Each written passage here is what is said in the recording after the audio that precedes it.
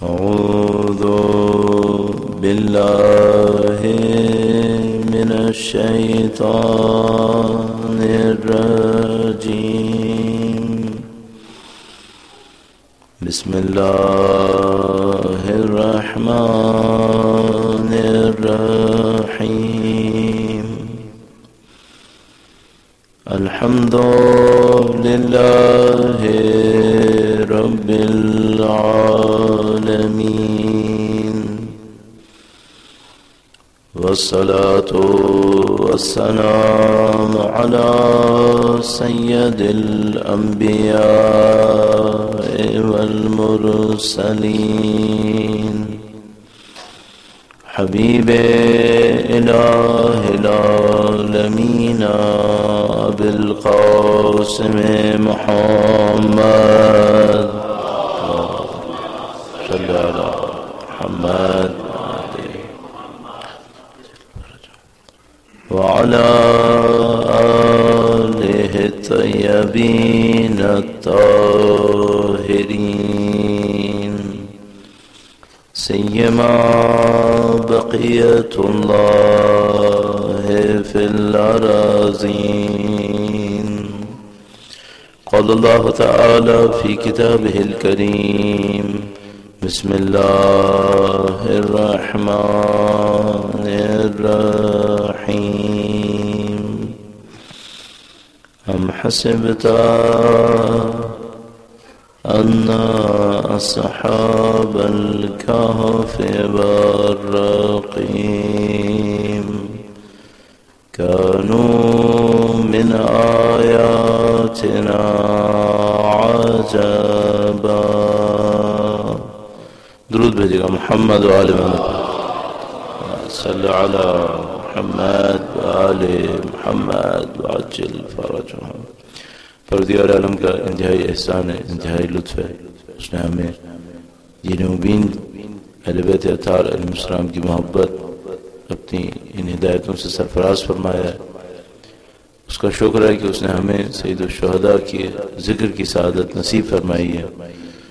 اس دعا کے ساتھ کہ انشاءاللہ مرتے دموں تک ہمیں اہل بیت کے بہترین چاہنے والوں میں قرار فرمائے، نسلاً بعد نسلاً ہماری تمام نسلوں کو اہل بیت کے تابعداروں میں قرار فرمائے. انشاءاللہ وقت کے امام کے ظہور کا دن دیکھنا نصیب فرمائے، ان کی نصرت کی راہ میں شہادت نصیب فرمائے. تمام دعاؤں کی قبولیت کے لیے اور سید الشہداء کی تسلیت کا پیغام ان کی جنت امجد کے حضور اور ان کے اولاد طاہرہ کے حضور عرض کرنے کے لیے درود بھیجیں محمد و آل محمد پر، صلی علی محمد و آل محمد وعجل فرجهم. پروردگار عالم نے قرآن کریم میں انسان کی شرافت اور انسان کی کرامت کو بیان فرمایا ہے. فرمایا وَلَقَدْ كَرَّمْنَا بَنِي آدم، ہم نے بنی آدم کو رتبہ نصیب کیا ہے، کرامت دی ہے. اس سلسلے میں کوئی شبہ نہیں ہے کہ تمام اللہ کی مخلوق کے اندر جو اب تک ہمیں معلوم ہے ان میں جو سب سے زیادہ فضیلت حاصل ہے وہ انسان کو حاصل ہے. لیکن ظاہر ہے اس کے ساتھ ہمیں یہ دیکھنا ہوگا کہ انسان کی فضیلت کس چیز کے اندر ہے، انسان کو کس بنیاد پہ فضیلت حاصل ہے. انسان کے پاس بہت ساری طاقتیں ہیں، بہت ساری صلاحیتیں ہیں، اور ہم مقرر اپنے طور پر مختلف سائنسی حقائق کی روشنی میں جانتے ہیں کہ انسان کے پاس بہت ساری ایسی طاقتیں ہیں جو جانوروں سے کم ہیں. جانوروں کے اندر وہ طاقتیں زیادہ ہیں. انسان کا جسم، انسان کی بھاگنے کی طاقت، دیکھنے کی طاقت، سننے کی طاقت، چکھنے کی طاقت، ان تمام طاقتوں میں انسان سے بہتر جانور موجود ہیں. اور ہم سب کے نزدیک واضح ہے کہ انسان کو جو شرافت حاصل ہے وہ اس کی عقل پر ہے، اس کے ارادے کے اوپر ہے. یہاں شرافت ہے. کسی کے پاس اس طرح عقل نہیں ہے جس طرح سے انسان کے پاس ہے.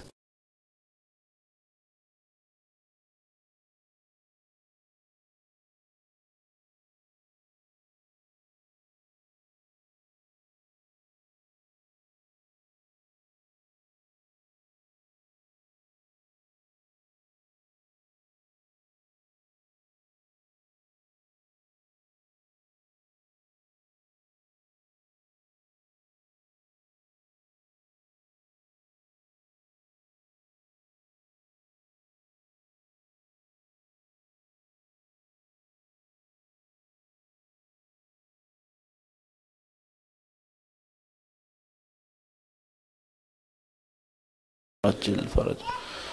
بعض اوقات میں اور آپ اس بات پہ غور کر رہے ہوتے ہیں کہ ایک بار پھر درود بھیجے گا محمد و آل محمد صلی علی محمد و آل محمد وعجل فرج. بعض اوقات میں اور آپ اس بات پہ غور کر رہے ہوتے ہیں کہ آج کا دن کیسا گزرا.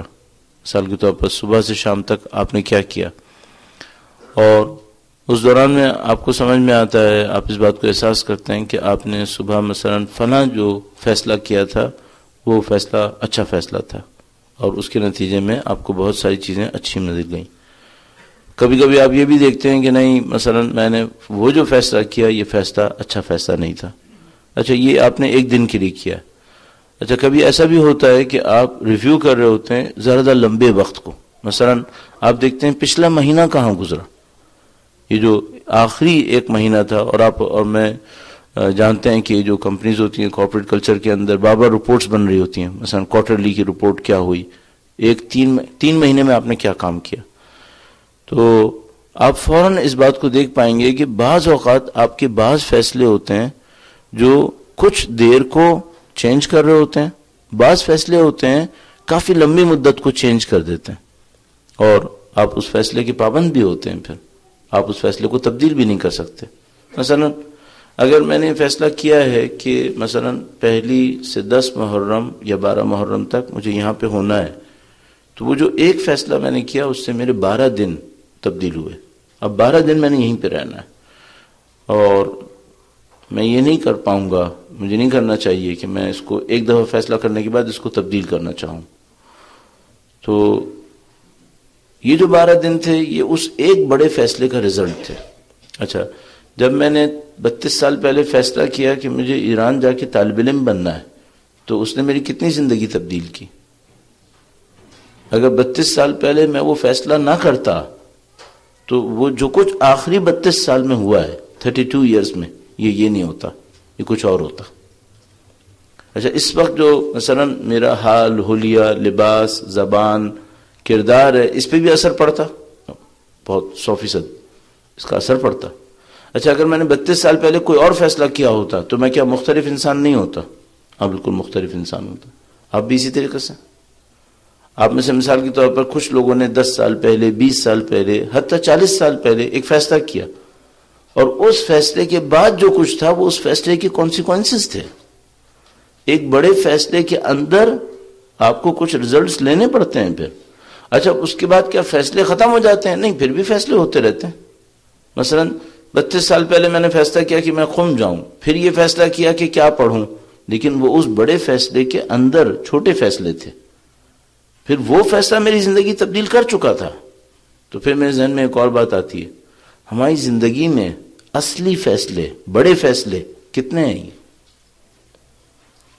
تو میں ابھی تک کے اس تھوڑے سے انالیسس سے اس بات کو سمجھ پاتا ہوں کہ ہماری زندگی میں جو بڑے فیصلے ہیں, میجر ڈیسیشنز 5-6 سے زیادہ نہیں ہیں, باقی سب اس کے کانسیکوینسز ہیں جو آپ کو اس کے نیچے اٹھانے پڑتے ہیں. پھر چھوٹے چھوٹے فیصلے تو ہر روز ہوتے رہتے ہیں. آج آپ نے فیصلہ کیا کہ آپ یہاں پہ آئیں, اس کے کچھ اثرات ہیں. اب صرف ایک سوال ہے, اگر یہ 5-6 فیصلے غلط ہو جائیں تو کیا ہوگا؟ کوئی زندگی برباد ہو جاتی ہے.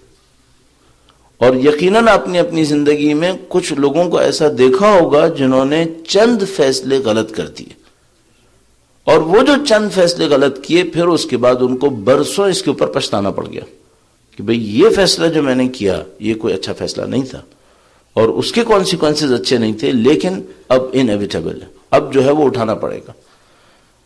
یہاں تک آنے کے بعد میرے ذہن میں ایک اور سوال آتا ہے, میں کیا کروں کہ میرے فیصلے صحیح ہو جائیں؟ چھوٹے فیصلوں کی اتنی پرواہ نہیں ہے, ایک دن خراب ہوگا, ایک مہینہ خراب ہوگا, تھوڑا سا پیسہ زیادہ چلا جائے گا, لیکن یہ جو میجر ڈیسیشنز ہیں جو زندگی کو تبدیل کر دیتے ہیں, ان کا میں کیا کروں؟ تو مجھے فوراً ایک بات سمجھ میں آتی ہے, 2 باتیں میں اس سے رزلٹ نکالتا ہوں, اس ٹائپ کے انالیسس سے 2 باتیں رزلٹ میں لیتا ہوں. پہلی بات تو یہ کہ ہم جو کچھ ہیں وہ صرف چند فیصلے ہیں, ہماری لائف اس کے سوا کچھ نہیں ہے. باقی تو ہم لوگ باڈی ہیں جو سب کے ساتھ کامن ہے. میرا کوئی رنگ ہے اس میں میری کوئی دخالت نہیں ہے, میرا ایک سائز ہے اس میں میری کوئی دخالت نہیں ہے. جو کچھ میں واقعی ہوں جو میں نے بنایا ہے وہ صرف فیصلے ہیں. 4-5 فیصلے، یہ صحیح کیسے ہوں گے؟ اور جب بھی کوئی مجھ سے یہ کہتا ہے کہ بھائی دین مدد دیتا ہے، دین کام آتا ہے، دین ضابطۂ حیات ہے، تو میں کہتا ہوں یہ کہ چھوٹی چیزوں میں دین ضابطۂ حیات ہو وہ میں قبول کر رہا ہوں، بڑی چیزوں میں ضابطۂ حیات ہونا چاہیے۔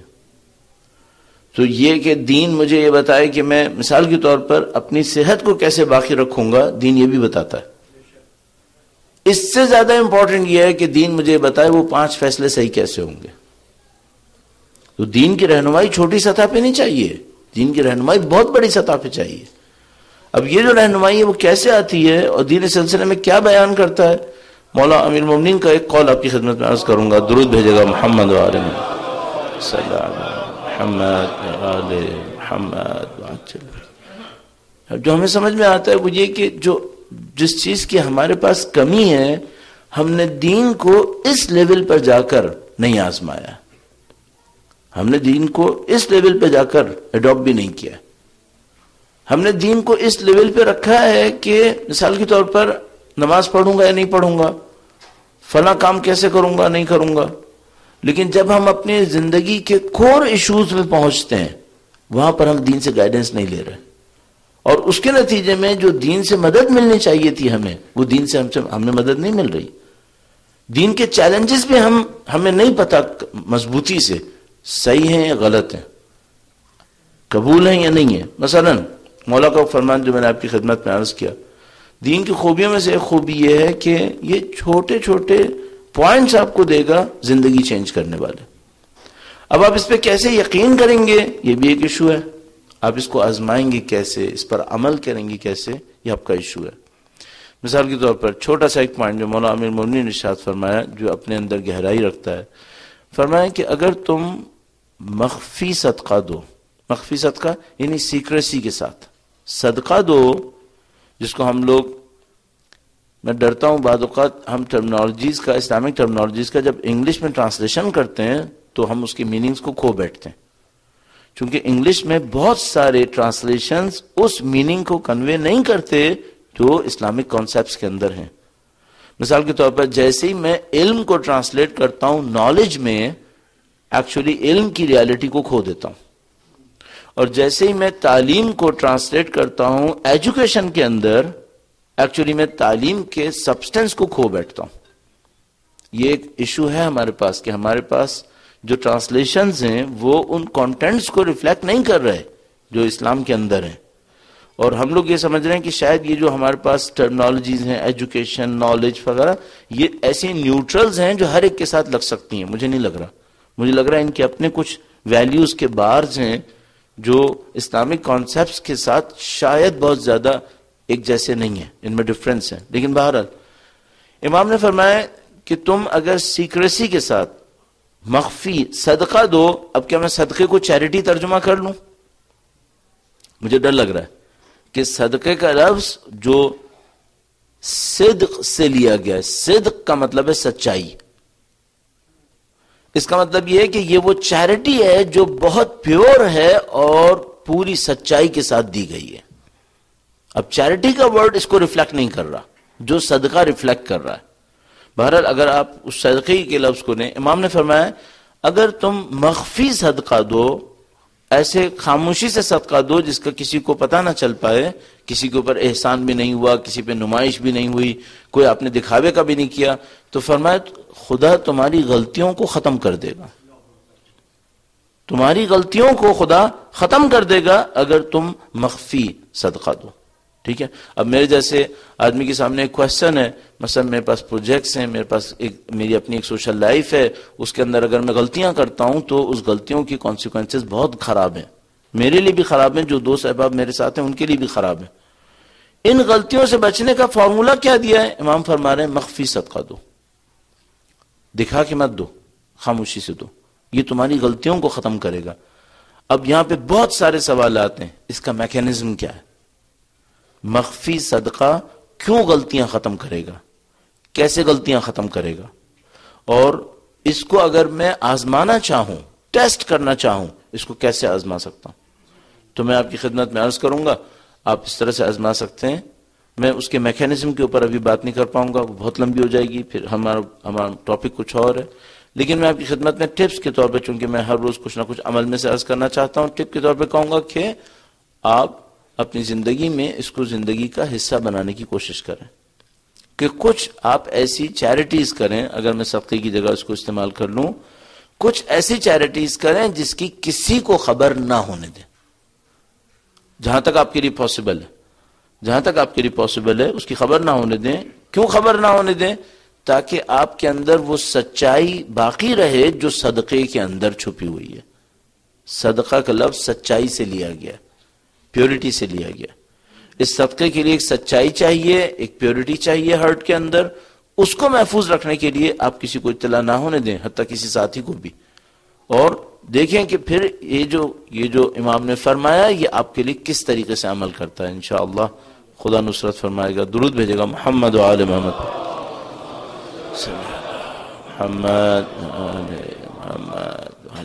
یہ انسان کی جو شرافت ہے وہ اس کے فیصلوں کے اندر ہے. اور یہ جو فیصلے ہیں، میں نے عرض کیا، یہ کبھی غلط ہوتے ہیں کبھی صحیح ہوتے ہیں. مولا کا ایک فرمان عرض کیا کہ غلط فیصلوں سے کیسے بچا جا سکتا ہے. ایک طریقہ یہاں پر. اچھا، اس کے پیچھے اور جاتے ہیں کہ یہ فیصلے صحیح کیسے ہوتے ہیں. اچھا، انسان فیصلہ کیوں کرتا ہے، کیسے فیصلہ کرتا ہے؟ اب ہم لوگوں کو معلوم ہے دنیا جو ہے وہ آج کل مارکیٹنگ والوں کے ہاتھ میں ہے، ان کو بیچنا ہے. تو جن لوگوں نے مارکیٹنگ کے اوپر کام کرنا ہوتا ہے ان کے سامنے یہ کوشچن آتا ہے کہ لوگ خرچ کیسے کرتے ہیں. خرچ کرنا بھی ایک فیصلہ ہے. اس کے ایکسپرٹس موجود ہیں، اس کے ماسٹرز موجود ہیں جو اس بات کو اسٹڈی کر رہے ہیں کہ لوگ فیصلہ کیسے کرتے ہیں، ان کے دماغ میں کیا ہوتا ہے تو یہ کون سا فیصلہ کر لیتے ہیں. اچھا، اتنے ماسٹرز ہیں کہ جو چاہیں گے، تقریباً جو چاہیں گے آپ سے کروا لیں گے. آپ کو اور مجھے ہوشیار ہونا چاہیے کہ ہمارے فیصلے ہمارے ہاتھ میں رہیں گے. تو میں تھوڑا سا اس کو ٹچ کرتا ہوں اور میں اپنے موضوع سے اس کو متصل کروں گا. یہ جو فیصلہ انسان کر رہا ہوتا ہے، انسان کے اندر کچھ ویلیوز ہوتی ہیں. کچھ ویلیوز ایسی ہوتی ہیں جو اس کو بتا کے فیصلہ کروا رہی ہوتی ہیں، کچھ ویلیوز بغیر بتائے اس سے فیصلہ کروا رہی ہوتی ہیں. اور یہ کہ سب کچھ بتا کے ہو، یہ دنیا میں ایسا نہیں ہوتا. سب کچھ بتا کے ہو، بتانے اور اندر میں کیا فرق ہے، ایک اس کے لیے پوائنٹرز کروں گا. درود بھیجے گا محمد و آل محمد پر. صلی اللہ محمد آل محمد. کسی بھی عام آدمی سے سوال کریں آپ کہ مثلا تم دین کے اوپر جان قربان کر دو گے؟ ظاہر ہے کہ وہ دیندار آدمی ہمارے جیسا عام آدمی ہوگا تو وہ فوراً کہے گا ہاں میں دین پہ جان قربان کروں گا. اچھا، یہ جو کہہ رہا ہے کہ میں دین پہ جان قربان کروں گا، گراؤنڈ ریالٹی میں یہ دین پہ جان قربان کرے گا؟ سید الشہداء کا واقعہ بہترین واقعہ ہے. جتنے بھی لوگ وہاں موجود تھے جو اس سوسائٹی میں تھے، زیادہ تر لوگ دیندار تھے. اس زمانے میں ایتھیزم اور فلاں فلاں اتنے زیادہ نہیں تھے، لوگ زیادہ تر دیندار تھے. اچھا، یہ لوگ جو دیندار تھے یہ اپنی دانش میں ہر روز کہہ رہے تھے ایاک نعبد و ایاک نستعین. لیکن جب ان کے سامنے موقع آیا کہ یہ دین کے راستے میں وہ کریں جو ان سے وعدہ کیا گیا تھا تو انہوں نے نہیں کیا. اچھا، یہ اپنی زبان سے تو کچھ اور کہہ رہے تھے، اور جب ان کو پریکٹس کا ٹائم آیا تو انہوں نے وہ کام نہیں کیا. یہ جو انہوں نے فیصلہ کیا یہ کس طرح سے کیا؟ سید الشہداء نے کربلا کے واقعے کے دوران کچھ اقوال ارشاد فرمائے جو اس ٹائپ کے کوسچنز کو سولو کر رہے ہیں. اور ان اقوال میں سے ایک قول سید الشہداء کا یہ قول ہے جو کل کے جیسے دن جب سید الشہداء کربلا پہنچے تھے اور وہ مشہور معروف انہوں نے جملہ فرمایا تھا کہ یہ ہمارے رکنے کی جگہ ہے، مقتل رجالنا مسفک دمائنا. اس جملے کے بعد سید الشہداء نے یہ جملہ ارشاد فرمایا تھا الناس عبید الدنیا والدین لائق ادا السنتہم ما دارت معائشہم. لوگ دنیا کے غلام ہیں، دین ان کی زبان پر گھومتا رہتا ہے جب تک ان کی زندگی چلتی رہتی ہے. جب تک ان کی معاش چلتی رہتی ہے، زندگی چلتی رہتی ہے، یہ دین کو زبان پہ گھماتے رہتے ہیں.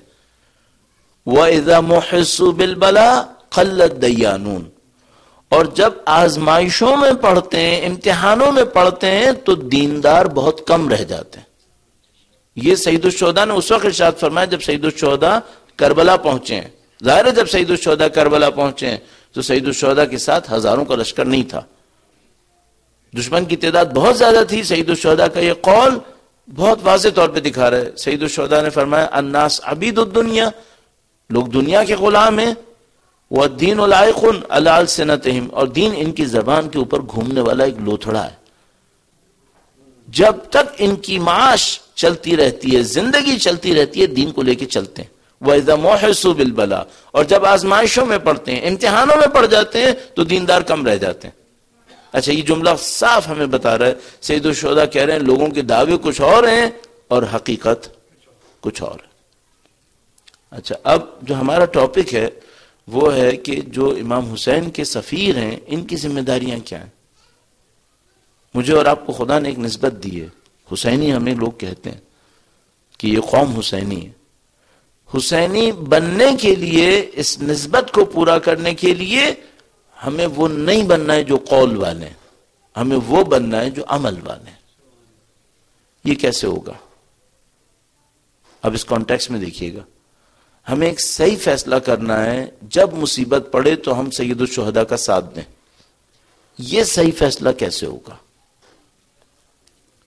اور میں نے آپ کی خدمت میں عرض کیا، اگر آپ یہ کہیں ہمارا ظاہر یہ بتا رہا ہے کہ ہم صحیح فیصلہ کر لیں گے، تو میں آپ سے کہہ رہا ہوں اس پہ دھوکہ مت لیجیے گا. یہ آپ کو دھوکہ دے سکتا ہے، کیونکہ سید الشہداء نے فرمایا تھا کہ اگر ظاہر کی بات کر رہے ہو تو ظاہر میں تو لوگ دنیا کے ساتھ دین کو لے کے چل رہے ہوتے ہیں، لیکن جب آزمائش میں پڑھتے ہیں، امتحان میں پڑھتے ہیں تو پھر دیندار کم ہوتے ہیں. ظاہر کا مسئلہ نہیں ہے. تو اگر مثلا میں اپنے آپ کو مطمئن کروں کہ بھئی میں دیندار پہچانا جاتا ہوں، لوگ مجھے فلاں کہتے ہیں، ٹائٹل میرا یہ ہے، اتنے سال میں نے قوم میں پڑھ لیا، اتنے سال سے دین کے ساتھ ہوں، اس کا مطلب یہ ہے کہ اب جب کربلا بنے گی تو میرا فیصلہ صحیح ہوگا. یہ کوئی گارنٹی نہیں ہے. اگر کوئی گارنٹی نہیں ہے تو وہ گارنٹی حاصل کیسے ہوگی؟ وہ گارنٹی کیسے حاصل ہوگی؟ اب مجھے جا کر یہ دیکھنا ہوتا ہے یہ جو کربلا والے ہوتے ہیں انہوں نے صحیح فیصلہ کیسے کیا تھا. ڈیپتھ آپ دیکھ رہے ہیں، ان کے اندر کوئی چیز ہوگی جس کی وجہ سے ان کا فیصلہ صحیح ہوا ہوگا. کوئی خدا کی دی ہوئی توفیق ہے تو کوئی چیز اندر ہوگی تو خدا کی توفیق ملی ہے. یہ خود بخود کچھ نہیں ہونا چاہیے یہاں پہ. تو ان کے پاس کوئی چیز ہے. اب کیا چیز ہے اس کو میں آپ کی خدمت میں عرض کرنے کی کوشش کروں گا. ہم چند دنوں میں یہی کام کر رہے ہوں گے، مختلف پہلوؤں سے اس کام کو کریں گے. اور کل میں نے آپ کو خدا سے رابطے کے حوالے سے چند نکات عرض کیے تھے اور اس کا کوئی طریقہ بھی آپ کی خدمت میں عرض کیا تھا. اللہ انشاءاللہ ہم سب کو توفیق دینے والا ہے. درود بھیجے گا محمد و آل محمد پر. آل محمد. جو بھی ہم اور آپ اس دنیا کے مختلف سائنسز سے اس سلسلے میں مدد لے سکتے ہیں. دنیا میں اس کام کی مہارت بہت زیادہ ہے. وہ یہ کہ آپ کسی سائیکالوجسٹ کے سامنے کھڑے ہو جائیں اور اس کو صرف اپنا ظاہری حلیہ دکھائیں اور وہ اس سے کہیں کہ آپ کے بارے میں گیس کرے کہ آپ کی پرسنالٹی کیا ہے. تو ہمارے پاس سائنٹیفک لیول پہ اسٹیٹسٹکس موجود ہیں کہ ایک سادہ انسان بھی اگر یہ کام کرے مور دین 60% اس کا اسسمنٹ صحیح نکلے گا. اگر ایک سادہ انسان بھی یہ کام کرے 60% سے زیادہ میں کیسز میں وہ فیصلہ بالکل صحیح کر لے گا اور وہ ظاہر کو دیکھ کر بھی بتا پائے گا کہ انسان کیا ہے. اور اگر کوئی سائیکالوجسٹ ہو، کوئی ماہر اسی کام کا ہو، تو پھر یہ سمجھ لیجئے کہ یہ جو میں نے انگلیاں اس طرح سے کی ہیں وہ اس کا بھی انالیسس کر کے بتا دے گا کہ یہ کیا ہو رہا ہے اور آپ کیوں ہلے اور آپ نے کیوں یوں دکھایا اور آپ کے چہرے کے جو مسلز تھے وہ کون کون سے ہلے تھے. ظاہر مجھے یاد آتا ہے کیلیفورنیا کی ایک یونیورسٹی تھی جس میں اس بات کی تحقیق ہوئی تھی کہ چہروں کے مسلز کا جو کمبینیشن ہے وہ کتنے ایموشنز کو ریفلیکٹ کرتا ہے. تو ایک سائنٹسٹ تھا جو اس کام کا ماہر تھا اور اس نے یہ کیا کہ چہرے کے جتنے مسلز تھے ان کو کاؤنٹ کر لیا اور ان مسلز کے مختلف کمبینیشنز کو کاؤنٹ کیا جو فزیکلی پاسبل تھے اصلاً، اور ان فزیکل پاسبل مسلز کی کمبینیشنز کے اندر اس نے ایموشنز کو ریفلیکٹ کیا. مثال کے طور پر اگر ایک آدمی خوش ہوگا تو کون کون سے مسلز موو کریں گے، تو اس نے کوئی 8,000 سے زیادہ پاسبلٹیز ہیومن فیس کے اندر ڈیٹیکٹ کی کہ اتنے 1000 پاسبلٹیز انسان کے چہرے کے اندر ہیں. اچھا یہ کب ریفلیکٹ ہوتی ہیں؟ یہ اس کی عام زندگی میں ریفلیکٹ ہوتی رہتی ہیں. تو وہ بہت ہوشیار انسان، اس نے کیا کہ اس نے جو انسانوں کی مختلف ریکارڈنگز ہوئی تھیں، ہر ریکارڈنگ کو 1 سیکنڈ کے 16 فریمز میں چینج کیا. 1 سیکنڈ کے 16 فریم، اور جو مجھے یاد آ رہا ہے ابھی یا 16 تھے یا پتہ نہیں 8 تھے، پر کافی اس نے اس کو بریک کیا. اور اس کے بعد اس نے اس سلو موشن کے اندر یہ ڈیٹیکٹ کرنے کی کوشش کی کہ دیکھو یہ جو خوش ہوا تھا یہ نظر آ رہا تھا، اور چونکہ وہ 1 سیکنڈ میں مثلا 16 فریم تھے تو دیکھنے والے کو نظر نہیں آ رہا تھا، لیکن اس کو نظر آ رہا تھا جب وہ ان کو سپلٹ کر رہا تھا ان 16 کے اندر. یہ جو دنیا میں ہمارے ماہر ہیں، ہماری دنیا کی جو ماہر ہیں، وہ میرے اور آپ کے چہرے کو دیکھ کر بتا سکتے ہیں آپ کی پرسنالٹی کیا ہے. یہ کہاں اسٹور ہوئی ہوئی ہے؟ یہ ہماری زندگی کا جو ایکسپیرینس پیچھے سے آ رہا ہے ہمارے ساتھ، یہ ہماری پرسنالٹی کے اندر اسٹور ہوا ہوا ہے، اور یہ ہمارے چہرے کے اوپر ریفلیکٹ ہوتا ہے. اچھا اگر میں بہت بڑا ماہر ہوں اپنے آپ کو چھپانے کا، مثال کے طور پر پولیٹیشین، تو کیا میں چھپا پاؤں گا؟ بہت بڑا ماہر ہے، مثال کے طور پر مارکیٹنگ کے جو لوگ ہوتے ہیں معمولاً بہت ماہر ہوتے ہیں اس کام کے، جو پولیٹیشنز ہوتے ہیں بہت ماہر ہوتے ہیں اس کام کو چھپانے کی. کیا یہ چھپا پاتے ہیں؟ نہیں. اگر اس 16 پہ سپلٹ کرنا شروع کر دیں تو پھر دنیا کا کوئی ماہر نہیں چھپا سکتا. تو مثال کے طور پر معذرت کے ساتھ آپ سے معذرت کہنے کی کیا ضرورت ہے بارے اس سلسلے میں، اس ملک کے سابقہ صدر نے جو بہت بڑے بڑے جھوٹ بعض اوقات ٹی وی پہ آ کے بولے تھے، اس کو انہوں نے اس 16 کے سپلٹ میں آرام سے پکڑ لیا کہ یہ دیکھیے یہ انہوں نے جھوٹ بولا اور یہ مسئلہ ان کا ہل گیا. اللہ ستار العیوب ہے کہ وہ 16 باہر نظر نہیں آ رہے ہیں، ورنہ ہماری کہانی کیا ہوتی ہے اللہ جانتا ہے. چھپا ہوا ہے معاملہ، ٹھیک ہے. اچھا فیصلے کیسے ہوتے ہیں؟ فیصلے اندر سے ہوتے ہیں، فیصلے لفظ سے نہیں ہوتے، فیصلے اندر سے ہوتے ہیں. اچھا یہ جو اندر ہوتا ہے یہ کیا ہوتا ہے تو صحیح فیصلے کرواتا ہے؟ اگر اندر عقیدے صحیح ہیں اوپر فیصلے صحیح ہوں گے، اگر اندر ویلیوز صحیح ہیں اوپر فیصلے بھی صحیح ہوں گے.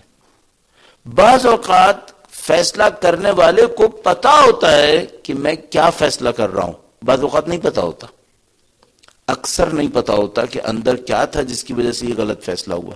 میں ایک مثال عرض کروں گا مشہور و معروف، جس میں سامنے والے کو پتا ہے کہ میرے اندر کیا ہے جس کی وجہ سے میں نے فیصلہ کیا ہے. درود بھیجے گا محمد و آل محمد پر. صلی اللہ محمد.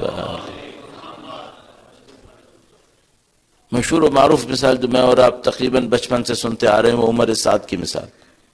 عمر ابن سعد کی مثال. عمر ابن سعد جب یہ فیصلہ کر رہا ہے کہ مجھے سید الشہداء کا مقابلہ کرنے جانا ہے یا نہیں جانا ہے، تو کیلکولیشن کا ہر حصہ اس کے لیے بالکل کلیئر ہے. اچھا یہ بھی میں آپ کی خدمت میں برسبیل تذکرہ عرض کرتا چلوں گا. برسبیل تذکرہ کا مطلب ہے چونکہ ذکر نکل آیا، اس لیے میں نے آپ سے پہلے دن عرض کیا تھا یہاں اردو کا بہت بڑا معاملہ ہے کہ آپ کو احتیاط کرنا چاہیے. تو چونکہ بات چل نکلی ہے اس لیے عرض کر رہا ہوں کہ ان لوگوں کو بعض اوقات ہم لوگ سمجھتے ہیں کہ یہ احمق ہیں، ایک سینس میں احمق ہیں، لیکن میرے خیال میں جس سینس میں ہم لوگوں کو احمق کہتے ہیں یہ احمق نہیں ہے، یہ مکار ہیں. یہ لوگ احمق نہیں ہیں. مثلا عمر ابن سعد کوئی چھوٹا موٹا پولیٹیشین نہیں ہے، وہ اپنے زمانے میں گورنر، کمانڈر، کئی پوسٹ پہ رہ چکا ہے. تو اگر میں اور آپ یہ سمجھ رہے ہیں نا کہ یہ اسٹوپڈ آدمی ہے، نہیں اسٹوپڈ نہیں ہے، ایک سینس میں اسٹوپڈ ہے. اصل عقل وہ ہوتی ہے جس سے انسان اللہ کی بندگی کرتا ہے، یہ اس کے پاس نہیں ہے. العقل ما یعبد بہ الرحمن، اہل بیت نے فرمایا عقل وہ ہوتی ہے جس سے انسان اللہ کی بندگی کرتا ہے. اس کے پاس وہ عقل نہیں ہے، اس سینس میں یہ اسٹوپڈ ہے، احمق ہے. لیکن اگر عقل وہ ہوتی ہے کہ جس سے انسان کیلکولیٹ کرتا ہے تو یہ احمق نہیں ہے، اس کے پاس کیلکولیشن بہت سالڈ ہے. اپنے ایک بیٹے سے مشورہ لیتا ہے مجھے کیا کرنا چاہیے، تو کہتا ہے کہ آپ کے اسٹیکس کیا ہیں، کیا پرابلم ہے آپ کے لیے.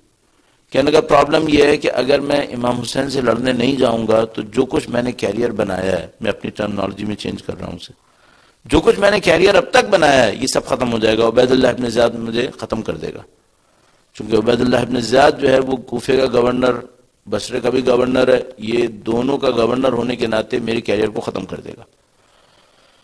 اور اگر میں امام حسین سے لڑنے جاتا ہوں تو پھر مجھے ایک بات پتہ ہے کہ میری آخرت میں سے کچھ نہیں بچے گا. فاطمہ کے بیٹے سے لڑ کر آخرت کی کوئی توقع نہیں ہے، معاملہ ختم ہوا.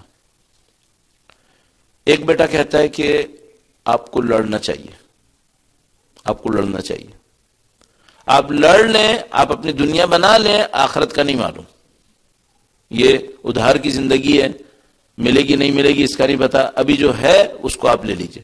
دوسرا بیٹا آتا ہے اور وہ کہتا ہے کہ دیکھو ہم سب کو معلوم ہے آخرت ہے، اور امام حسین سے لڑنے آئیں گے تو آپ کی آخرت برباد ہو جائے گی، یہ کام ہرگز مت کیجیے گا، آپ امام حسین سے نہیں لڑیے گا، باقی جو کچھ ہے وہ دے دیں، کوئی مسئلہ نہیں ہے. عمر ابن سعد اشعار پڑھتا ہے کہ میرے سامنے ایک طرف جنت ہے، میرے سامنے ایک طرف دنیا ہے، مجھے کیا کرنا چاہیے. ساری رات اس بات کو سوچتا رہتا ہے، پھر رات سے شاید رات کی کسی وقت کے اندر نشے میں چلا جاتا ہے. نشے میں جاتا ہے تو شیطان اس کو حل دے دیتا ہے، اور شیطان جو اس کو حل دیتا ہے وہ یہ ہے کہ میں ابھی جا کر امام حسین سے لڑ لوں گا، بعد میں جا کے توبہ کر لوں گا. ظاہر ہے جو دماغ نشے میں ہو اس سے بہتر فیصلے کی کوئی توقع بھی نہیں ہے. تو یہ اس نے ڈیسیشن لیا. اچھا بالکل جانتے بوجھتے ڈیسیشن لیا اس نے، اچھی طرح جانتا ہے میرے ساتھ کیا ہونے والا ہے، میں کیا کر رہا ہوں، اس سے کا کیا نتیجہ ہوگا. لیکن میں آپ سے ایک بات پوچھوں گا، جن لوگوں کے ساتھ میں اور آپ زندگی گزار رہے ہیں یہ سب لوگ سارے فیصلے اتنا ہی کیلکولیشن کے ساتھ کر رہے ہیں؟ نہیں، زیادہ تر لوگ سوچے سمجھے بغیر زندگی گزار رہے ہیں. زیادہ تر لوگ سوچے سمجھے بغیر زندگی گزار. تو یہ کس طرح زندگی گزار رہے ہیں؟ یہ زندگی گزار رہے ہیں جس کو ہم لوگ اردو زبان میں بھیڑ چال کہتے ہیں. سب یہی کر رہے ہیں، میں بھی یہی کر رہا ہوں. اگر میں یہ نہیں کروں گا تو میں پیچھے رہ جاؤں گا. سب یہ کر رہے ہیں، میں بھی یہ کر لیتا ہوں، اور اگر میں نے یہ نہیں کیا تو میں پیچھے رہ جاؤں گا، اس لیے مجھے یہی کرنا چاہیے. زیادہ تر لوگوں کی زندگی میں جو کیلکولیشن ہے وہ اس سے زیادہ آگے نہیں بڑھ رہی. جن لوگوں نے اہل بیت کا ساتھ دیا تھا ان میں جو انڈرسٹوڈ پوائنٹ ہے وہ یہ ہے کہ وہ اس طرح نہیں سوچتے تھے. اگر وہ اس طرح سوچتے تو ان کو قطعاً امام حسین کے پاس نہیں آنا چاہیے تھا. اگر وہ اس طرح سوچتے کہ جس طرح جو سب کر رہے ہیں مجھے بھی وہی کرنا چاہیے تو پھر ان کو امام حسین کے پاس کیسے آنا تھا؟ جو سب کر رہے تھے وہ یزید کا ساتھ دے رہے تھے یا کم سے کم خاموش ہوئے بیٹھے تھے. جو امام حسین کا ساتھ دینے آئے تھے ان کی لاجک یہ لاجک نہیں تھی. اچھا ان کی لاجک کیا تھی؟ ان کی لاجک یہ تھی کہ پوری دنیا بھی غلط کرے، جو ہم صحیح سمجھتے ہیں ہم بس وہی کریں گے. تو اگر میں اس کو سمرائز کروں تو ان کو میں کیا کہوں؟ میں کہوں گا یہ لوگ اپنی فکر میں آزاد انسان تھے. یہ لوگ اپنی فکر میں آزاد انسان تھے. درود بھیجے گا محمد و آل محمد. محمد آل محمد. یہاں سے آپ کے سامنے ایک اور چیپٹر کھلتا ہے. دیکھیے بات شروع ہوئی تھی فیصلوں سے. فیصلے کیسے انسان کر رہا ہوتا ہے، کچھ صحیح کر رہا ہوتا ہے، کچھ غلط کر رہا ہوتا ہے، پوری زندگی اسی میں چلی جاتی ہے. فیصلوں کو صحیح کرنے کے لیے ایک نسخہ آپ کی خدمت میں عرض ہوا.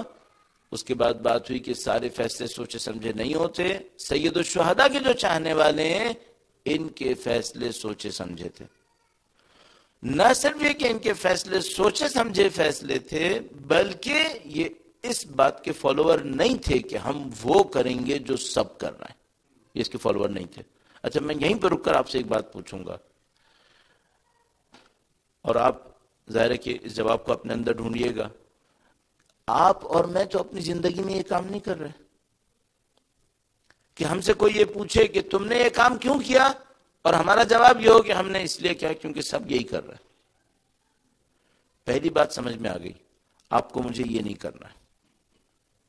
اگر مجھے اور آپ کو سید الشہداء کے اصحاب کے راستے پہ چلنا ہے اور دیے ہوئے عنوان کے مطابق امی سید الشہداء کے سفیر کے طور پہ کام کرنا ہے، تو آپ اپنی زندگی سے اس جملے کو نکال دیجئے گا، چونکہ سب کر رہے ہیں میں بھی کروں گا. یہ جملہ غلط ہے. اچھا، جب آپ کہہ رہے ہیں کہ چونکہ سب کر رہے ہیں میں بھی کروں گا، تو پھر آپ سید الشہداء کے راستے پہ نہیں ہیں. تو پھر آپ کو کیا جملہ لینا ہے؟ آپ کو صرف ایک جملہ لینا ہے، میں وہ کروں گا جو صحیح ہوگا. جو صحیح ہوگا میں وہ کروں گا. اچھا، اب ظاہر ہے یہ جملہ تو بہت آسان ہے، لیکن جیسے ہی آپ وہ کریں گے جو صحیح ہوگا تو ایک نیکسٹ سٹیپ آئے گا. وہ کیا؟ آپ کو کچھ قربانی دینی ہے یا نہیں دینی ہے؟ ہاں، پرابلم یہاں پہ آئے گی. اب آپ نے قربانی بھی دینی ہے. تو میں ابھی اس اسٹیج پہ نہیں جاؤں گا جو اگلا اسٹیج بن سکتا ہے. تھوڑی سی دیر اس میں اور رکنا چاہ رہا ہوں کہ میں اپنے اندر کون سی ایسی تبدیلی لاؤں جس کے نتیجے میں میری یہ عادت ختم ہو جائے کہ میں وہ کروں گا جو سب کریں گے. نہیں، مجھے یہ نہیں کرنا ہے. مجھے وہ کرنا ہے جو صحیح ہوگا، جو حق ہوگا. اس کو کیسے حاصل کرتے ہیں؟ اس کی چند بنیادیں بہت تیزی سے عرض کرنے کی کوشش کروں گا. درود بھیجے گا محمد و آل محمد صلی اللہ محمد. اب یہاں پر تھوڑا سا آپ کی ذہنوں کو بریک بھی مل جائے گا اور میں اپنے کام کو بھی بتا سکوں، جسٹیفائی کر لوں کسی طریقے سے. ہم لوگ مختلف جگہوں پہ جب جاتے ہیں تو ہم لوگوں کو ہمارے سامنے ایک ایشو آتا ہے، اور وہ ایشو آتا ہے کہ ہمارا جو بیان ہے وہ بہت اٹریکٹیو نہیں ہوتا. یہ ہم لوگ معلوم، میرے جیسا جو بولنے والا ہے، ہم کیوں کہوں، میں کہہ دیتا ہوں میرا بیان اٹریکٹیو نہیں ہوتا. اچھا، یہ تو ایک پرابلم ہے. دوسری پرابلم ایک ہے جو لوگوں کی طرف سے آ رہی ہے، اور وہ یہ ہے کہ زیادہ تر لوگوں کو زیادہ دیر تک توجہ دینے کی عادت بھی نہیں ہے. یہ پرابلم ہے. ٹیکنیکلی اس کو کیا کہتے ہیں، اے ڈی ڈی کہیں گے، کیا کہیں گے، کیا، وہ سب میں بھی چھوڑ دیتا ہوں، وہ آپ خود دیکھ لیجئے گا، آپ کو پتا ہے. زیادہ تر لوگوں کے ساتھ یہ پرابلم ہے کہ وہ زیادہ دیر تک توجہ نہیں دے پاتے. اس پہلی پرابلم کے علاوہ جو ہمارے بیان کے اندر ہو، میں ایکسیپٹ کر رہا ہوں، آپ یہ نہیں سوچے گا کہ میں برڈن اس طرف شفٹ کرنے کی کوشش کر رہا ہوں. اچھا، اب اس کا جو سولوشن نکالتے ہیں لوگ، وہ یہ نکالتے ہیں کہ اپنے بیان کے دوران کچھ ایسی باتیں کہتے رہتے ہیں جس سے لوگوں کی اٹینشن بڑھتی رہے. صحیح ہے؟ میں اپنے ذہن میں یہ سوچتا ہوں کہ اگر مجھے سلیکون ویلی آ کر بھی یہی کرنا ہے تو پھر مجھے نہیں معلوم وہ لوگ کہاں ہیں جن کی توجہ ہمیشہ باقی رہتی ہے. کہاں ہیں وہ دنیا میں وہ لوگ؟ میں واقعا ہماری بھی کچھ ایکسپیکٹیشنز ہیں، اور اگر یہاں بھی یہی ہے تو پھر مجھے سمجھ میں نہیں آتا دنیا میں ہو کیا رہا ہے، لوگ کہاں ہیں پھر.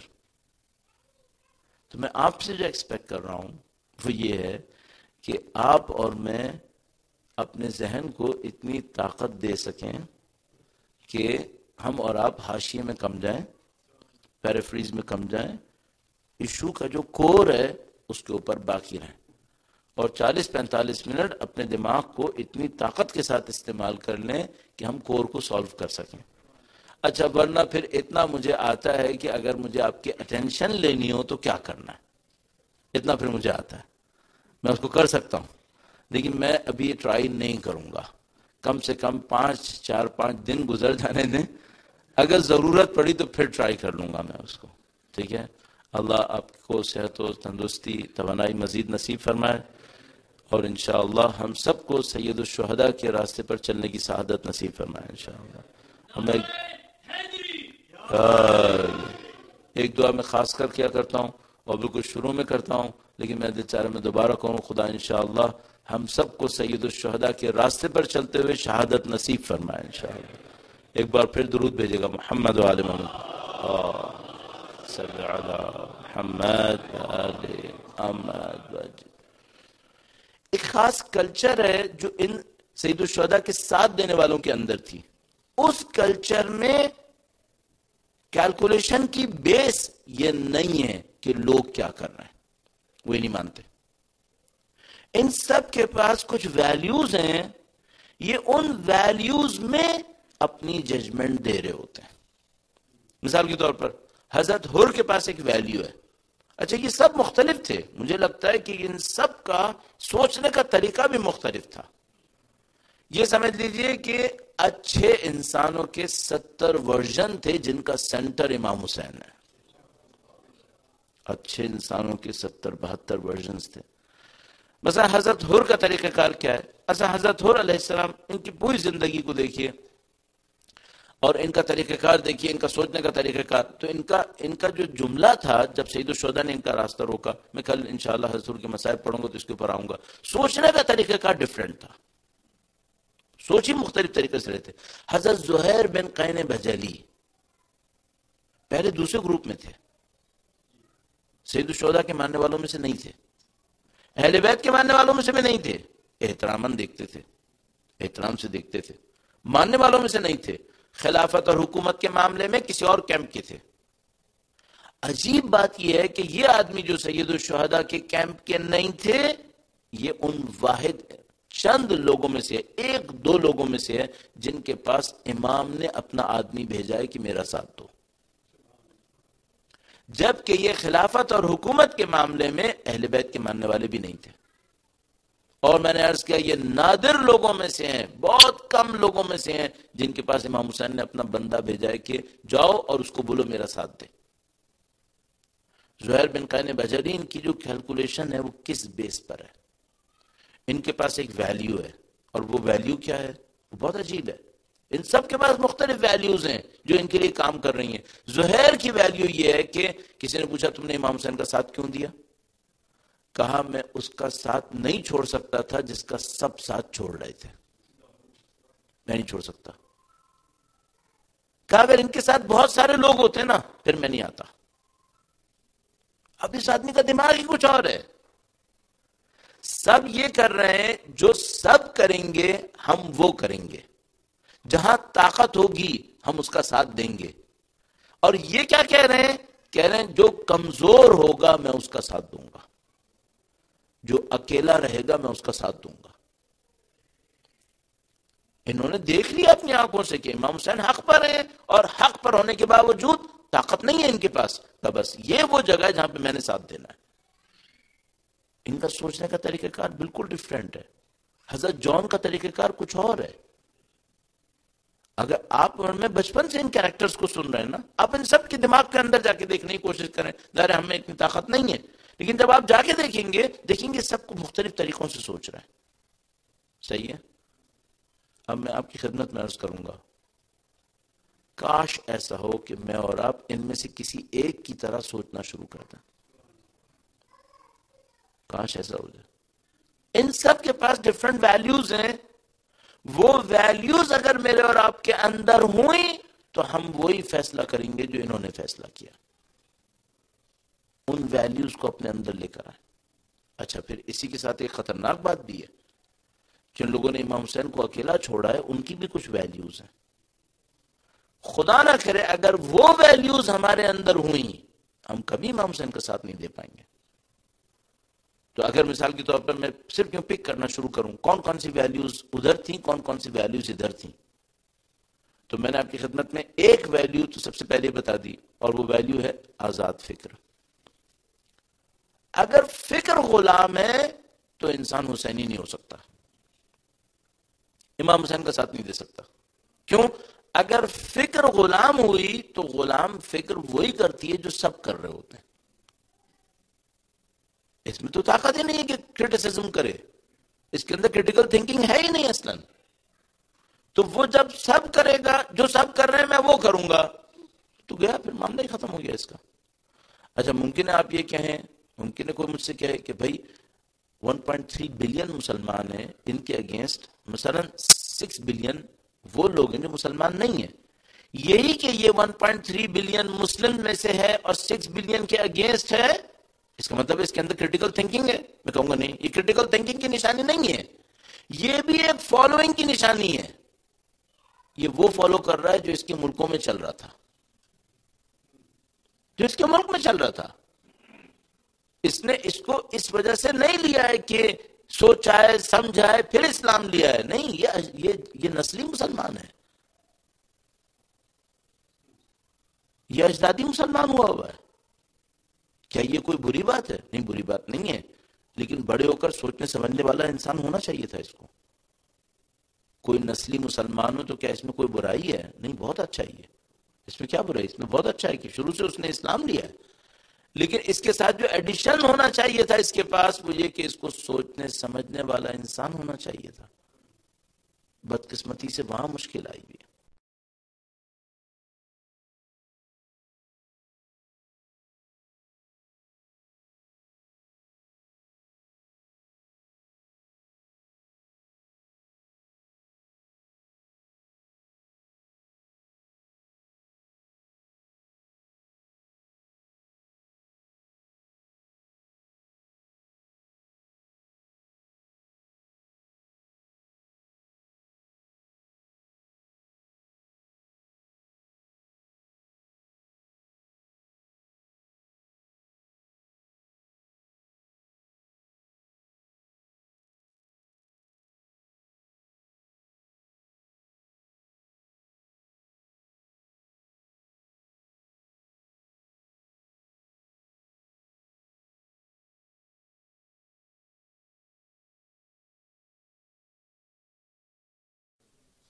یہ ہمارا مسنگ پارٹ ہے.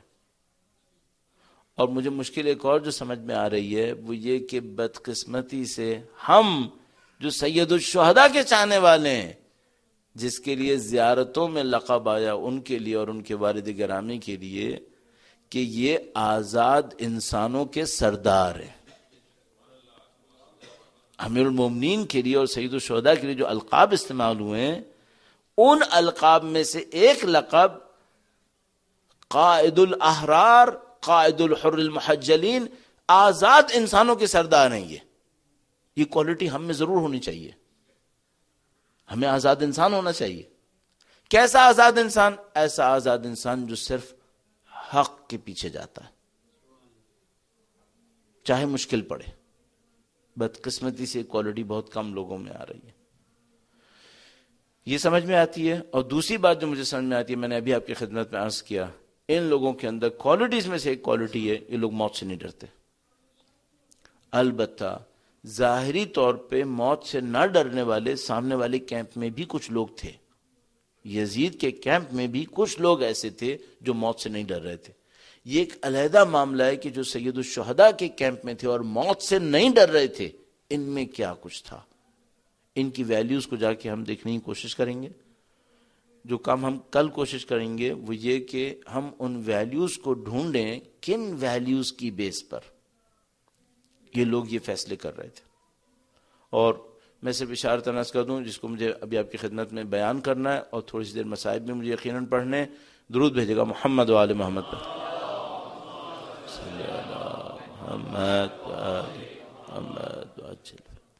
ابھی چند دن پہلے کسی نے کوئی تصویر لگائی شکاگو میں کسی مسن آدمی کی، عمر رسیدہ بوڑھے، اور وہ آئس کریم کا جو ٹرالر تھا وہ شاید چلا رہے تھے، جو ٹھیلا جس کو ہم لوگ کہتے ہیں، وہ چلا رہے تھے، آئس کریم بیچ رہے تھے. صحیح. اور کسی نے اس کو لیا اور اس کے لیے فنڈ کرنا شروع کیا، پتہ نہیں 2 لاکھ سے اوپر ڈالر اس کے لیے فنڈ کر لیا انہوں نے. اچھا یہ کیوں ہوا؟ لوگوں نے کیوں اس کو فنڈ دیا؟ تو انہوں نے لوگوں نے فنڈ اس لیے دیا کہ ایک بوڑھا آدمی ہے اور وہ بوڑھا ہونے کے باوجود اتنا خوددار ہے کہ وہ اپنی کمائی کرنا چاہتا ہے، اور وہ اس لیے کمائی کرنا چاہتا ہے کہ اس کے کچھ بچے ہیں، پوتے پوتیاں ہیں جن کو وہ پالنا چاہتا ہے. اچھا دنیا اتنی خرابیوں کے باوجود اچھے اخلاق کا ابھی بھی اعتراف کر رہی ہے. یہ کوالٹی تھی اس بوڑھے کے اندر، اور پتہ نہیں کتنی کوالٹیز اچھی ہوں گی ہمیں نہیں معلوم، یا بری بھی ہوں گی شاید ہمیں نہیں معلوم، لیکن ایک اچھی کوالٹی ریفلیکٹ ہوئی، اور وہ اچھی کوالٹی کیا تھی؟ یہ آدمی کسی کے اوپر ڈیپینڈنٹ نہیں ہونا چاہتا. اس کا لوگوں نے اعتراف کیا اور اس کو اتنا فنڈ کیا کہ اس مشکل سے وہ باہر آ جائے. البتہ جب اس کو بتایا گیا کہ آپ کے پاس 2 لاکھ سے اوپر ڈالر آ گئے تو اس نے کہا لیکن میں آئس کریم ابھی بھی بیچوں گا، میں پیچھے نہیں ہٹوں گا، کیونکہ اس کا بوڑھا دماغ یہ کہہ رہا تھا کہ یہ پیسہ بھی ختم ہو جائے گا لیکن مجھے اپنی عادت نہیں چھوڑنی چاہیے. جو اور بڑی بات ہے، یہ ایک اور بڑی بات ہے، صحیح ہے. اس کو میں کیا کہوں؟ اس کو میں کہتا ہوں کیریکٹر کی ڈگنیٹی. یہ بہت چھوٹی سی مثال ہے. اب کیریکٹر کی ڈگنیٹی کی ایک اور مثال، امریکہ سے ایک خاتون گئی فلسطین مقبوضہ علاقے کے اندر. وہاں انہوں نے دیکھا کہ فلسطینیوں کے گھروں کو اسرائیلی آرمی ڈیمالش کر رہی ہے. انہوں نے اس کے اوپر پروٹیسٹ کیا اور پروٹیسٹ کرتے وہ ٹینکس کے سامنے کھڑی ہو گئیں، بلڈوزرز کے سامنے، اور بلڈوزرز نے ان کو بھی بلڈوز کر دیا اور وہ صاحبہ ماری گئیں. کیا یہ کیریکٹر کی ڈگنیٹی نہیں ہے؟ سیلف لیس کیریکٹر. اس کی اپنی زندگی ہو سکتی تھی، وہ اس کو فالو کر سکتی تھی، وہ کیوں وہاں پہ جاتی دوسروں کے لیے، لیکن وہ گئی اور اسے اپنی جان بھی دے دی اپنے کاز کے لیے. کیا یہ کیریکٹر کی ڈگنیٹی نہیں ہے؟ یہ چھوٹی چھوٹی کیریکٹر کی ڈگنیٹیز لوگوں کو متاثر کر رہی ہیں.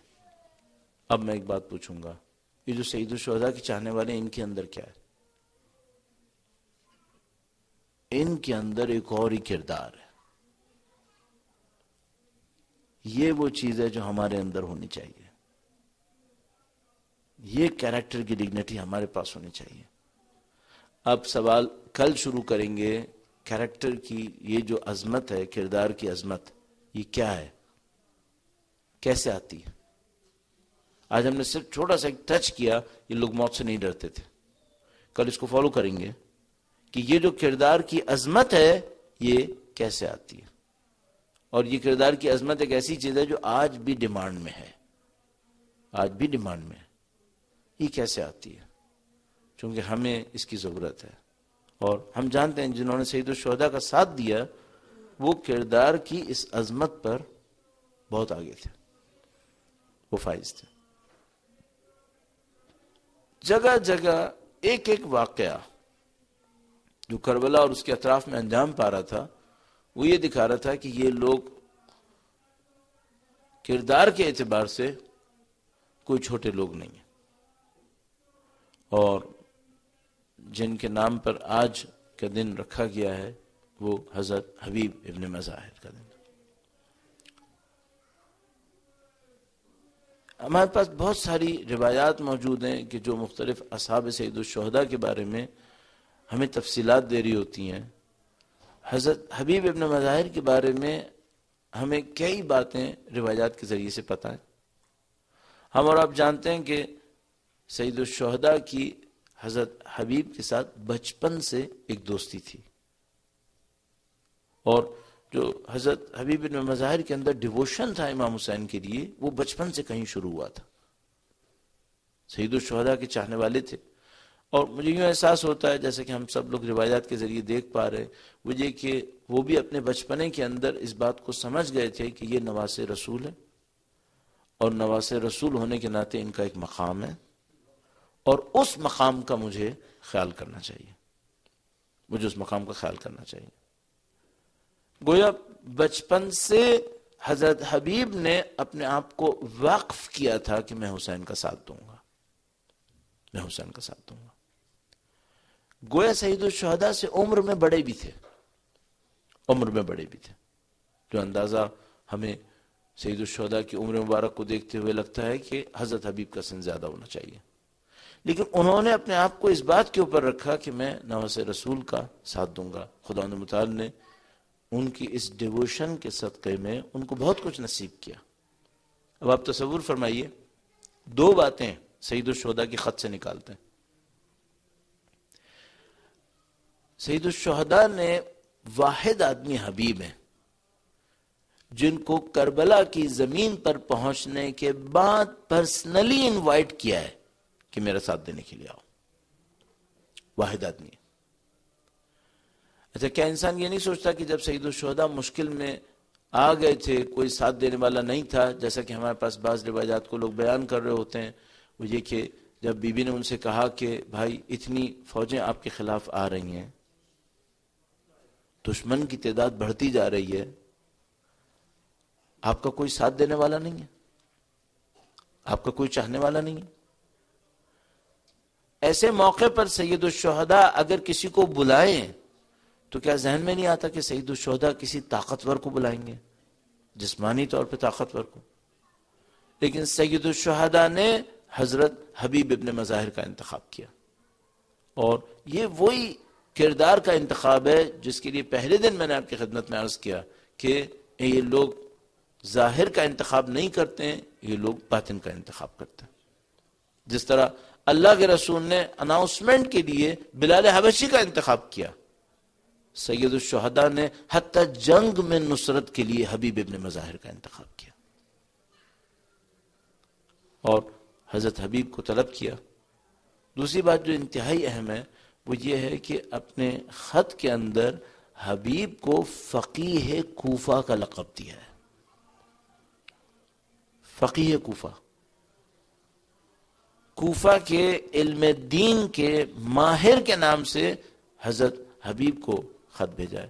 ہمارے پاس مختلف روایات موجود ہیں کہ جو مقررین ذاکرین مختلف طریقوں سے بیان کر رہے ہوتے ہیں، اور ان میں ہمیں ایک خاص محبت ہے جو نظر آتی ہے. یہ وہ وقت نہیں ہے جب کوئی امام کی نصرت کے لیے کوفہ سے نکلتا، یہ وہ وقت ہے جب لوگ امام حسین کو چھوڑ کے جا رہے ہیں، اور حضرت حبیب کے پاس گویا سید الشہداء کا خط پہنچتا ہے کہ اے حبیب میری نصرت کے لیے آؤ. نہیں معلوم کن حالات میں خط پہنچا ہے کہ جب ان کی زوجہ نے ان سے پوچھا کہ کس کا خط ہے اور کیا کہا گیا ہے، تو فرمایا امام حسین کا خط ہے اور میں دیکھتا ہوں کہ میں کیا کروں گا. میرا ذہن یہ کہتا ہے کہ شاید وہاں پہ کچھ حالات ایسے ہیں جس میں حضرت حبیب اس بات کو لوگوں کے سامنے بیان نہیں کرنا چاہ رہے، لیکن ان کی زوجہ اس کے اوپر رد عمل دکھاتی ہیں اور فرماتی ہیں کہ حبیب تمہیں کیا ہو گیا ہے، نواز رسول تنہا ہو، تمہیں نصرت کے لیے بلائے اور تم یہ کہہ رہے ہو کہ میں دیکھتا ہوں کہ مجھے کیا کرنا چاہیے. جو بہت بڑا ایک کارنامہ کربلا کی زمین کے اوپر ہوا ہے وہ اہل بیت کے چاہنے والوں کی خواتین کے ذریعے سے ہوا ہے، اور اس واقعے کے اندر بھی یہ ریفلیکٹ ہوتا ہے کہ کس طریقے سے حضرت حبیب کی زوجہ ان کو سید الشہداء کی طرف بھیجنا چاہ رہی ہیں. اور ہم لوگ اس منظر کو دیکھ کے صرف یہ دعا کر سکتے ہیں کاش ایسا ہو کہ ہم اپنی اولادوں کو اس طرح بھیج سکیں، ہم اپنے نفوس کو اتنا تیار کر سکیں. سید الشہداء کی نصرت کے لیے بھیجا گیا اور سید الشہداء کے اس مسن بوڑھے ناصر نے اپنے آپ کو تیار کیا کہ میں امام حسین کی نصرت کے لیے جاؤں گا. بیان کے مطابق اپنے خادم کو بلایا اور اس کو کہا کہ تم سواری لے کر کوفہ سے باہر چلے جاؤ تاکہ جب میں کوفہ سے نکلنے لگوں تو دشمن میرے اوپر گرفت نہ کر سکیں. حضرت حبیب کوفہ سے روانہ ہوتے ہیں. مجھے نہیں معلوم اگر کوئی امام حسین کا عاشق ہو اور اس کو یہ پتا چلے کہ میرا مولا تنہا رہ گیا ہے تو اس کے دل کے اوپر کیا گزر رہی ہوگی. ہم نہیں جانتے حضرت حبیب کے دل پر اس وقت کیا گزر رہی ہوگی. وہ لوگوں کو دکھا بھی نہیں پا رہے ہوں گے کہ میں اپنے مولا کے غم میں بےتاب ہوں، اپنے دل کو چھپانا بھی چاہتے ہوں گے اور اپنے دل کے اوپر کنٹرول بھی نہیں کر پا رہے ہوں گے. مجھے نہیں معلوم کس کیفیت کے اندر انہوں نے اپنے خادم سے کہا کہ تم باہر جاؤ اور میں تمہیں بعد میں آ کر ملحق ہوں گا. حضرت حبیب روانہ ہوئے اور وہ خادم سواری لے کر گویا انتظار کر رہا ہے، اور کچھ دیر کے بعد وہ دیکھتا ہے کہ میرا مولا، میرا آقا حضرت حبیب وہاں پہ نہیں آ پا رہے. جیسا کہ ہمارے پاس روایات میں بیان کیا جاتا ہے یہ جو نوکر ہے، یہ خادم ہے، یہ جانور کو سنبھالتے ہوئے اس سے کہتا ہے کہ اے جانور تم مطمئن رہنا، اگر حبیب نہیں بھی آئے نا تو میں نصرت کے لیے جاؤں گا. ایسو حقیقت یہ ہے کہ شاید انسان نہیں جانتے تھے سید الشہداء کا مقام کیا ہے، لیکن شاید ہی کائنات کا کوئی اور حصہ ہوگا جو امام حسین کو نہ پہچانتا. زمین سے لے کے آسمان تک سید الشہداء کے چاہنے والے تھے. اور وہ اطمینان دلاتا ہے کہ اے جانور تو مطمئن رہے، اگر نہیں بھی حبیب آئے تو میں آؤں گا اور میں اپنے مولا کا ساتھ دوں گا. حضرت حبیب تشریف لاتے ہیں اور میدان کربلا کی طرف روانہ ہوتے ہیں. جیسا کہ ہمارے پاس روایات کے اندر موجود ہے، ایک موقع کے اوپر بی بی زینب سلام اللہ علیہا دوبارہ اپنے بھائی سے پوچھتی ہیں کہ بھیا کیا آپ کا کوئی نصرت کرنے والا نہیں آیا ابھی تک؟ کوئی لشکر نہیں آیا؟ یہ بی بی زینب سلام اللہ علیہا کا کردار بہت عجیب کردار ہے. ہمیں یوں احساس ہوتا ہے جیسے عاشور سے پہلے بی بی زینب کچھ اور ہیں اور عاشور کے بعد کچھ اور ہے.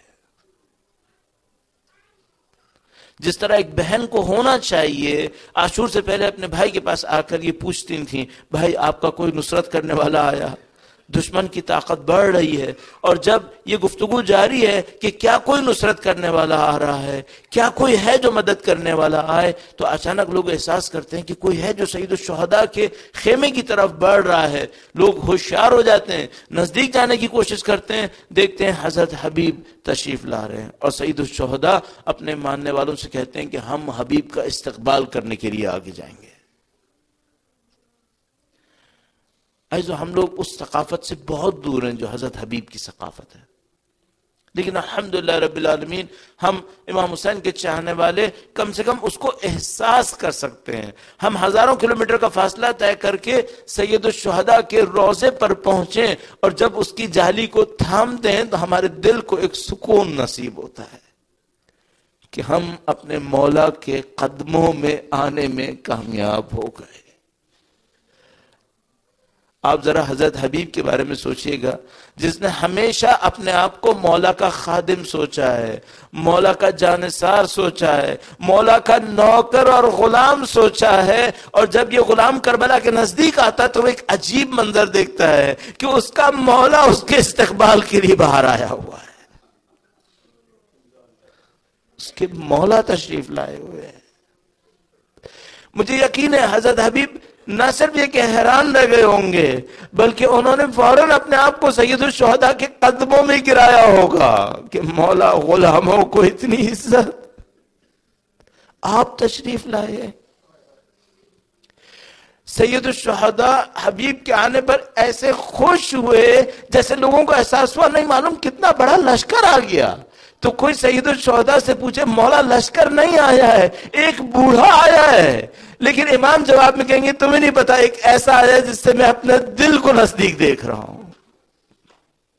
میرا غمخوار آیا ہے، میرا مونس آیا ہے، اور یہ میرا دوست ہے جس نے ساری زندگی میرے ساتھ گزاری ہے.